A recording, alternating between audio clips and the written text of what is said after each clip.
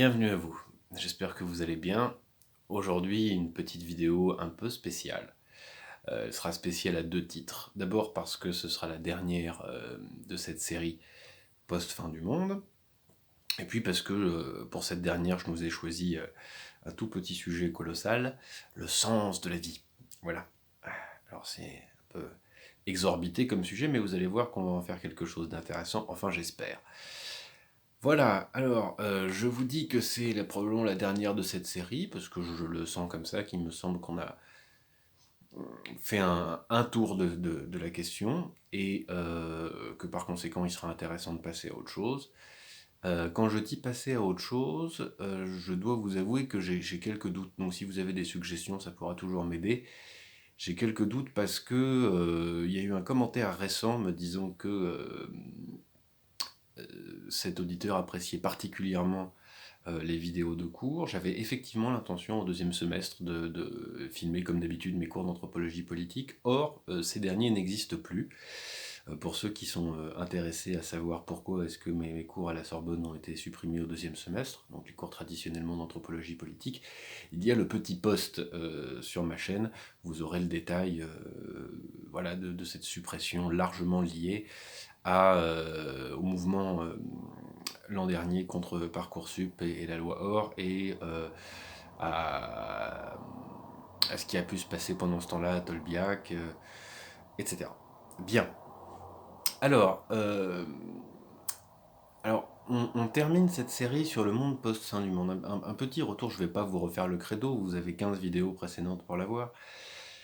Mais simplement, euh, c'est, à mon sens, même si c'est un peu plus anthropologique que sociologique, c'est à mon sens vraiment un effort pour appliquer le programme, la mission confiée par Pierre Bourdieu aux sociologues, c'est-à-dire vraiment le travail de dévoilement, de dessiller les yeux, d'avancer avec les yeux ouverts, en ce sens qu'on n'est pas là pour faire de l'ingénierie sociale, on n'est pas là pour aider des gouvernants et des experts à manier le social avec dextérité, on est là pour rendre des comptes au sens commun, et en ce sens pour faire voir ce qui est là. Qu'est-ce que c'est que la réalité sociale? Et en ce sens, en ce qui concerne le catastrophisme, les discours autour de la fin du monde, les discours autour de la menace globale, euh, évidemment qu'on a envie de freiner la catastrophe, première posture. Évidemment qu'on a envie de bien vivre pour soi et pour ses proches, deuxième posture. Mais il faut, c'est pour moi une grande urgence, ouvrir les yeux, c'est-à-dire adresser la catastrophe anthropologique qui a déjà eu lieu, que j'ai largement détaillée dans cette série de vidéos, et qui nous met le nez dans la catastrophe, qui nous rend incapables de nous réformer en fonction de nos crimes, et voilà, qui nous rend incapables de stopper le massacre. Bien, alors, le sens de la vie, le sens de la vie. En d'autres termes, à quoi bon vivre? C'est ce sujet-là que je vais me proposer de traiter avec vous. Spoiler, enfin pardonnez-moi de vous dévoiler un peu la fin, évidemment je ne vous donnerai pas un sens de la vie à la fin de cette vidéo, ça ferait de moi un faux prophète ou un délirant, c'est pas là la question, mais on va travailler sur la façon dont le champ social est investi par des contenus morbides, nocifs sur le sens de la vie, et qu'on va s'entraîner à repérer et à éloigner de soi. Bien. Alors, un autre énorme sujet qu'il faudra traiter un jour, c'est ce serait le régime intellectuel ou cognitif spécifique des vidéos YouTube. Comment traiter un sujet aussi colossal sur une petite vidéo qui doit naturellement être courte pour pouvoir être une vidéo YouTube, ne pas engager un rythme méditatif, mais produire au contraire une suite rythmée de stimuli et si possible d'images. Bon, moi je le fais pas, mais d'autres le font très très bien. Se situer dans un système de référence vidéo plus qu'un système de référence de texte. Enfin, une adresse nécessairement à tout le monde, c'est-à-dire à des non-spécialistes, c'est-à-dire en proposant une forme de multidisciplinarité douce, c'est-à-dire qui n'exclut personne tout en étant toujours parfaitement limpide et clair dans ses intentions. Bien. Alors, on y va. Le sens de la vie, une accroche, un exemple et des pistes. Alors, cette accroche. La question que j'investigue ici, c'est pourquoi vivre? Qu'est-ce qui donne du sens à l'existence? Voilà, vraiment dans quel but? Vous savez, en russe, il y a deux pourquoi. Почему, pourquoi, et puis Zatchem, dans quel but? Et là, on va plutôt être dans le dans quel but vivre. Voilà. Donc c'est ça la question que je nous propose pour aujourd'hui. Pour le dire autrement, avec une formule de Sioran, pourquoi subir l'inconvénient d'être né? Ou pour le dire plus joyeusement, qu'est-ce qui peut faire que la vie sera un cadeau, hein? Voilà. Alors ça peut être par exemple, je sais pas moi, le sens de la vie, ça pourrait être, selon certains, expier le péché originel, glorifier Dieu, préparer la venue du Messie, croître et multiplier pour plaire à Dieu, réaliser sa prédestination, prouver sa valeur face aux humains, réaliser tel ou tel idéal, honorer et aider ses parents, exercer un mandat de domination sur la création. Mais pourquoi pas aussi, le but de la vie, ça pourrait être bêtement être des animaux humains, hein, emplis d'un appétit de vivre, de puissance de désirer. Voilà, le but, ça serait tout simplement d'exprimer ce que Spinoza appelait notre conatus, notre puissance de désirer. Ça pourrait être aussi le but de la vie, aimer la beauté de l'existence, la dire, la ressentir. Ça pourrait être toutes sortes de choses. Mais cet objet-là, qu'on va trouver dans toutes les cultures exprimé de telle ou telle manière, c'est ce qui fait de notre triviale série de journées où on cherche à se remplir la panse, en abîmant un peu tout ce qui est beau d'ailleurs, afin de crever et de pourrir au bon rythme défini par nos cellules, non sans avoir pris le temps de nous reproduire pour faire perdurer la malédiction de l'existence humaine. Bref, que cette abomination peut être merveilleuse et que dans le fond, c'est en nous de vivre ainsi, définissant aussi notre identité, notre être et ce que nous sommes. Bien. Le sens de la vie, c'est à la fois ce qui nous justifie et qui nous définit. Et donc vous allez retrouver dans toutes les cultures possibles et imaginables ce registre-là. Voilà. Qu'est-ce qui nous justifie, qu'est-ce qui nous définit en même temps, simultanément? C'est une très puissante boussole politique et sociale, et c'est pour ça qu'il est urgent de refuser de la dénaturer. Voilà, le goût de vivre, ça n'est pas une lubie personnelle. C'est un motif culturel qu'on retrouvera partout et qui est non pas tellement moteur, mais prodigieusement orientant. Bien. L'hypothèse que je voudrais vous proposer dans cette vidéo, c'est que de plus en plus, l'exploitation au travail, hein, l'exploitation est présentée comme le sens de la vie. Et même plus précisément, c'est pas tant le travail, le profit, le service, que l'exploitation, c'est-à-dire réellement le fait d'être un agent le plus performant possible dans un process de production. Voilà ce qui est présenté de plus en plus comme étant le sens de la vie. En d'autres termes, on demande une servitude volontaire positive et créatrice aux individus. On leur demande d'être joyeusement dans le développement d'eux-mêmes en tant que objets performants et optimisés dans des process de production. C'est ainsi que leur existence se trouvera justifiée et définie. Bien. Alors,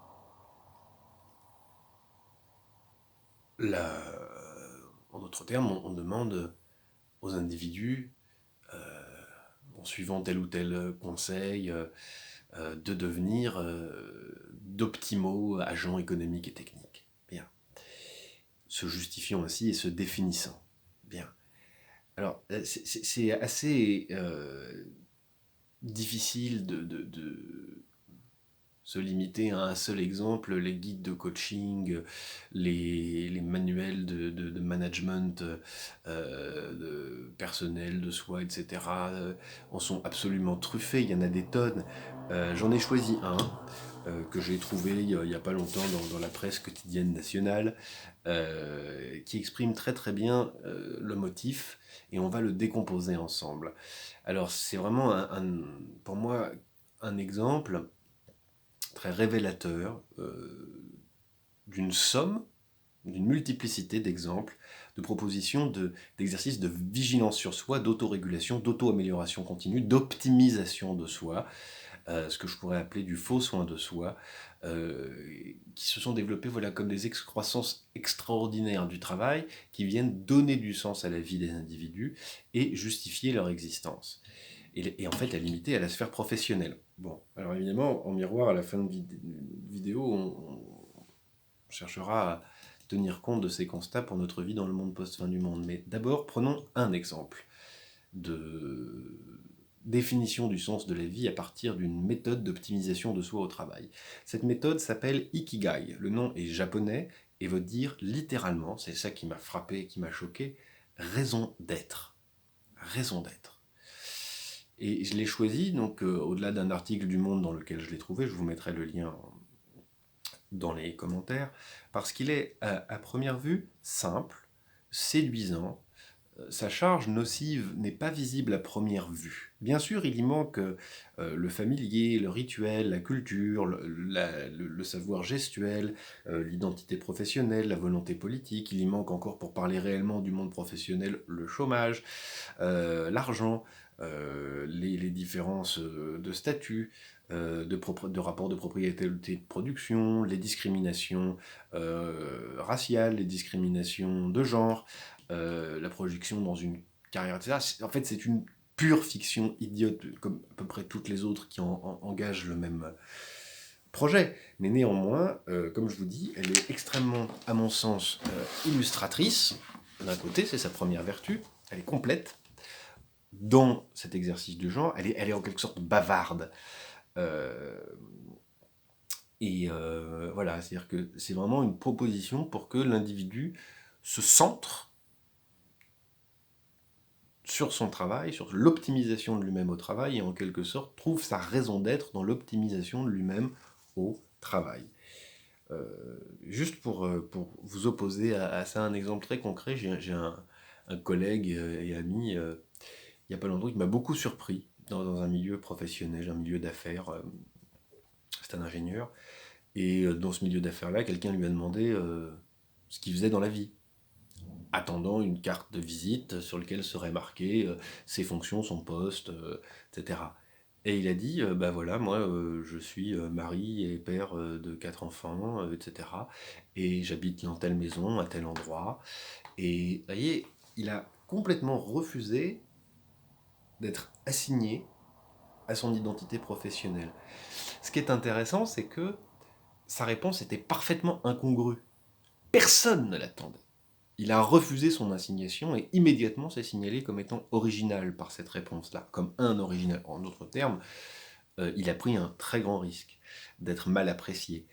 Bien. Encore un mot avant d'engager cet exemple, la méthode dite raison d'être.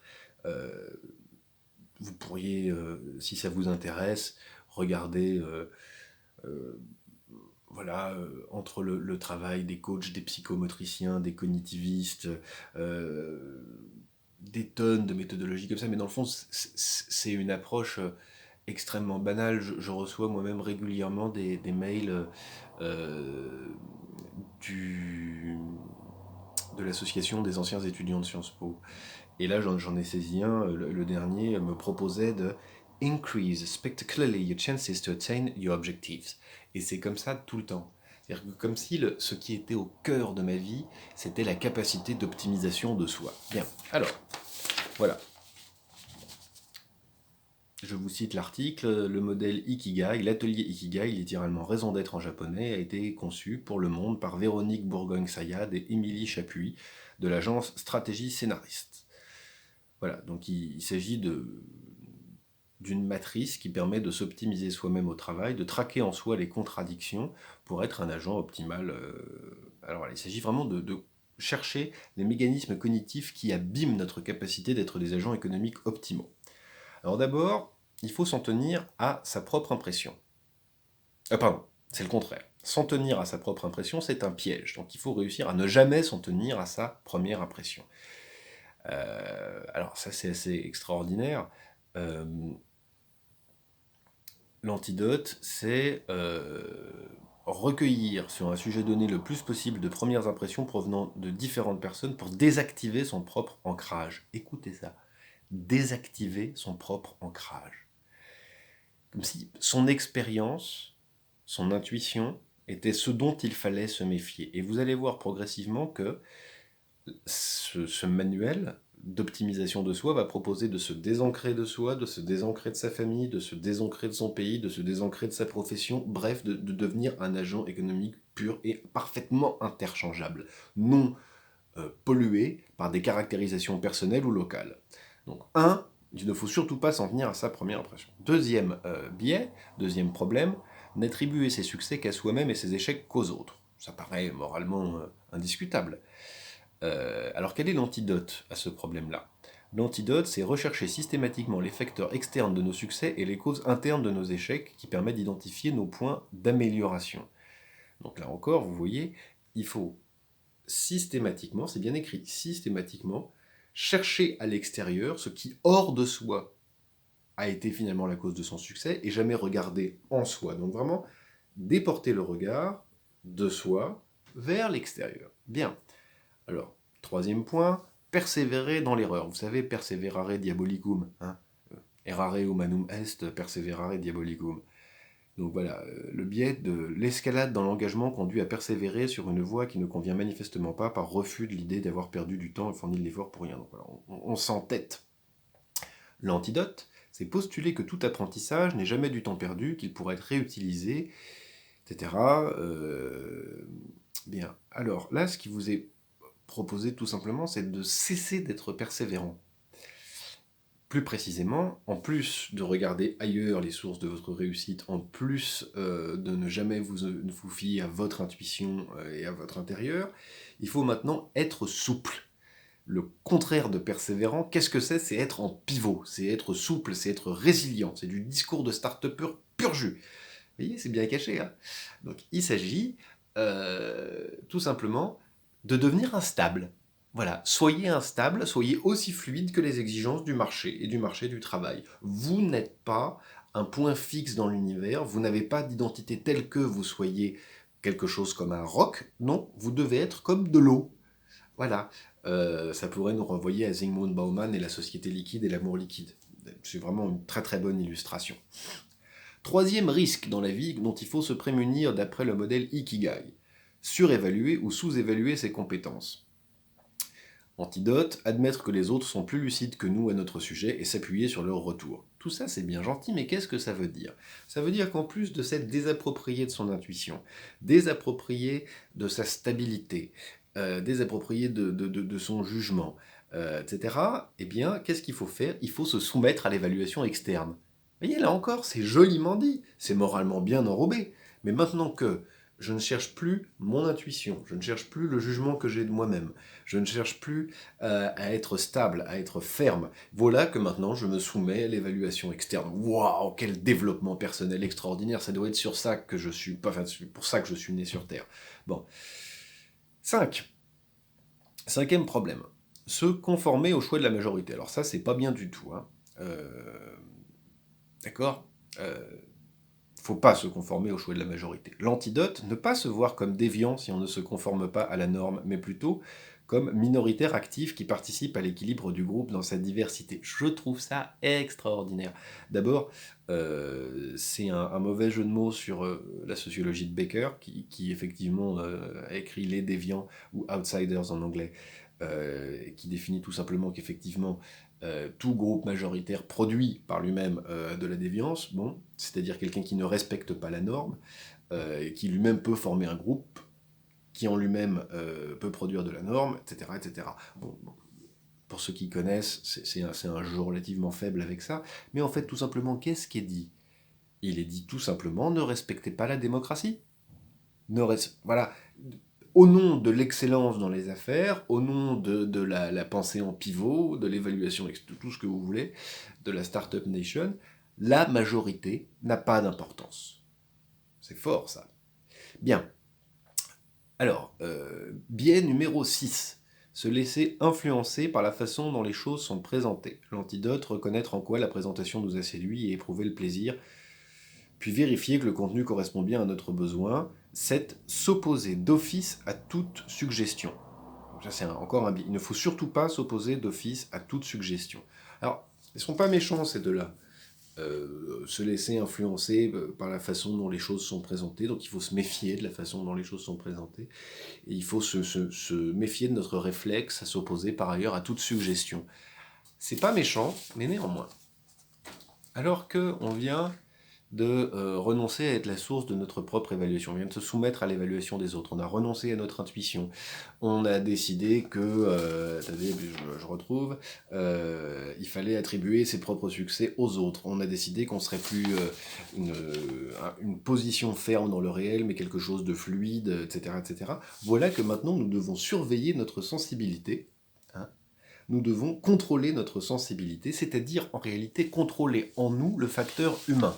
Maintenant que nous sommes mobiles, instables, évalués par l'extérieur, rétifs à nos intuitions, voilà que nous contrôlons en nous le facteur humain, c'est-à-dire nous tentons absolument de contrôler ce qui fait notre sensibilité. On devient un pur jouet de la liquidité, de la mondialisation. Bon, je suis désolé, je bouge tout le temps de position, mais parce que mon siège est très inconfortable.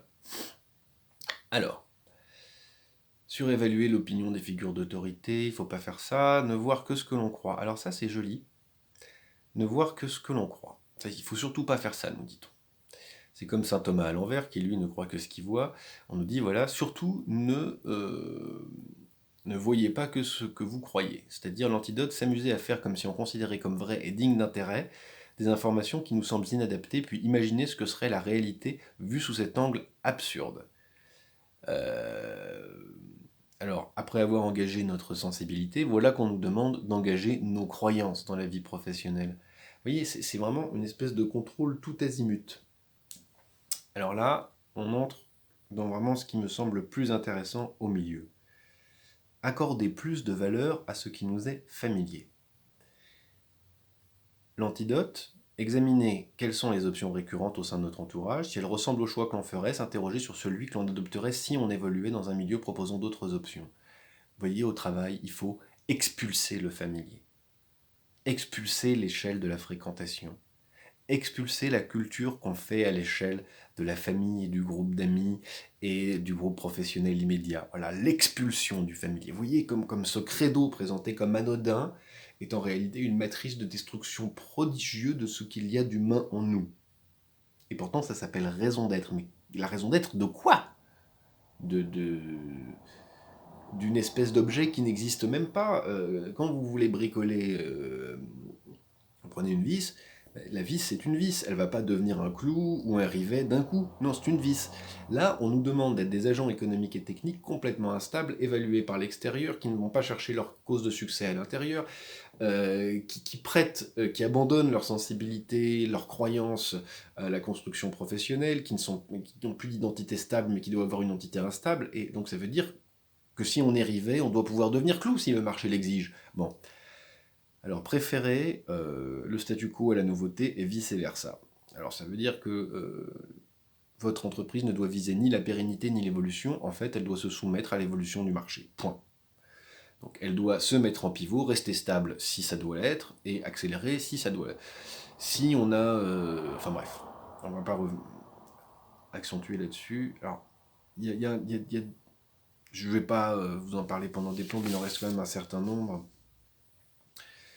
Je vais en prendre encore, 3. La règle numéro 13. Croire que le négatif est plus vrai que le positif. Le biais de négativité sera un réflexe de conservation de l'espèce régi par une nécessité de vigilance. L'antidote, anticiper ce qui pourrait advenir de pire si le choix de l'option optimiste conduisait à un échec et quel tort pourrait nous causer le seul fait de rêver. Bon, ça c'est barré anecdotique. Sauf que le critère d'évaluation qu'on décide d'adopter, c'est positif et négatif. Vous avez jamais remarqué comme il est exaspérant quand quelqu'un vous dit « Ah mais toi, t'es pas positif, t'es négatif. Ah, t'es vraiment toujours dans le négatif. » Ça veut dire en quelque sorte aplatir complètement toute la base morale, sentimentale, rationnelle, traditionnelle, qui vous emmène à juger de manière beaucoup plus colorée que positif-négatif, binaire comme ça, la somme des choses qui se présentent à votre expérience. Donc non seulement vous vous êtes en quelque sorte expulsé de vous-même pour devenir un bon objet professionnel mouvant, mais encore maintenant, on vous demande de simplifier à l'extrême votre vision en traitant le monde selon que c'est ou blanc ou noir, ou positif ou négatif. Bien. Alors,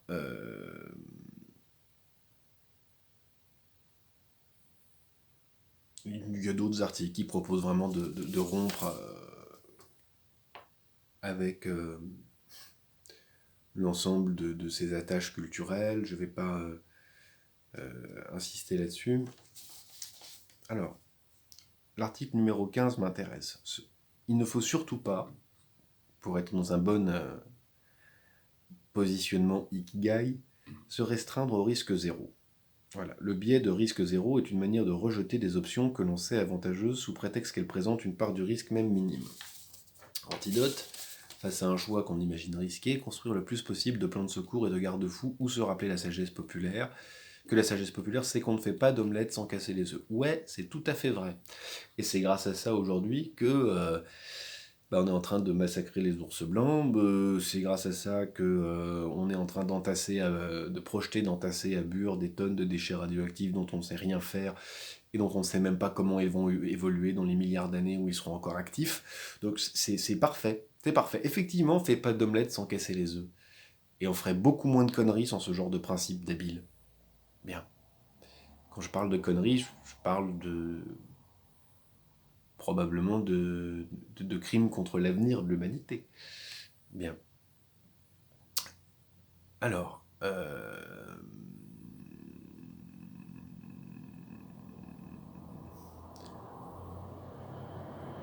croire que l'on sait déjà. Numéro 16 et dernier. Illusion de savoir est une généralisation de l'expérience passée, etc. L'antidote, vérifier que nos informations sont à jour, même si on est convaincu de leur validité. Alors là, c'est quelque chose d'assez violent, mais finalement dont on est très familier. C'est imaginer que, comme il existe une évolution dans la technique, plus ou moins nécessaire, il y a eu des conflits là-dessus en anthropologie, en sociologie. Par exemple, si vous lisez le roi Gourand, il vous dira qu'il existe des linéarités et un progrès dans l'histoire des technologies. Si vous lisez Alain Gras, il vous dira le contraire. Il vous dira qu'il y a des trajectoires non nécessaires dans l'évolution des technos. Mais là, ce qui est dit, c'est simplement, dans le fond, il existe un progrès, les idées sont à jour puis obsolètes, et voilà, n'existe pas de position au travail dans laquelle on ne se soumettrait pas à cette course en avant vers on ne sait pas quoi. Il existe un principe de nécessité externe qui vous impose de réactualiser régulièrement vos pratiques. Voilà. Bien. Alors, maintenant qu'on a fait ce petit parcours dans une méthode pour trouver un sens à sa vie, à travers finalement une ablation de soi, à travers sa vie professionnelle, à travers un sacrifice de soi sur l'autel de la mondialisation. Et quand je dis sacrifice de soi, c'est paradoxal, parce qu'on a l'impression que ce genre d'exercices sont prodigieusement narcissiques. Ils sont prodigieusement narcissiques, certes, et ils vous demandent simultanément de ne plus être juge de votre propre action, de ne plus être vous-même un pôle de stabilité, quelque chose de solide, mais au contraire d'être fluide. Il vous demande de ne pas vous attribuer vos réussites. En définitive, il vous demande réellement il vous demande de ne surtout pas dépendre de traits culturels ou de choses que vous auriez accumulées par votre expérience personnelle. Il vous demande réellement d'être une pièce interchangeable, elle-même modifiable et souple, d'être une espèce de tournevis universel. Bon, voilà.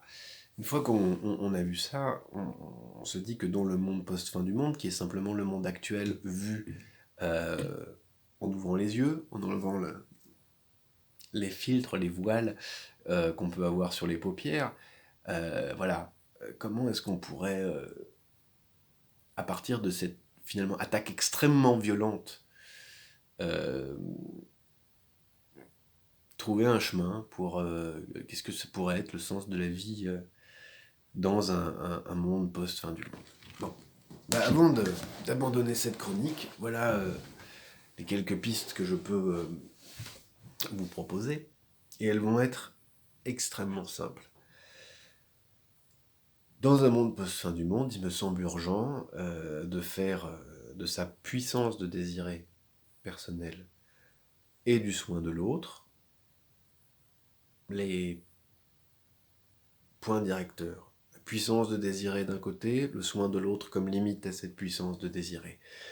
Le soin du monde d'un côté, et de l'autre, le soin de sa propre singularité dans l'existence et dans le positionnement par rapport au monde. Donc voilà, une espèce de présence à soi et aux autres. La tâche, la réalisation de la tâche, l'efficacité humaine, la performance humaine ne devant être évidemment que des valeurs extrêmement secondaires et se référant d'abord à ces premiers éléments. Jamais, jamais, jamais faire l'économie du sens de la vie. Alors, est-ce que c'est la première étape d'un chemin d'émancipation dont l'aboutissement serait la rénovation d'un sujet souverain? Moi, c'est ce que je souhaite. Mais tout simplement, voilà, dans la perspective de nombreuses fois répétée dans ces vidéos de la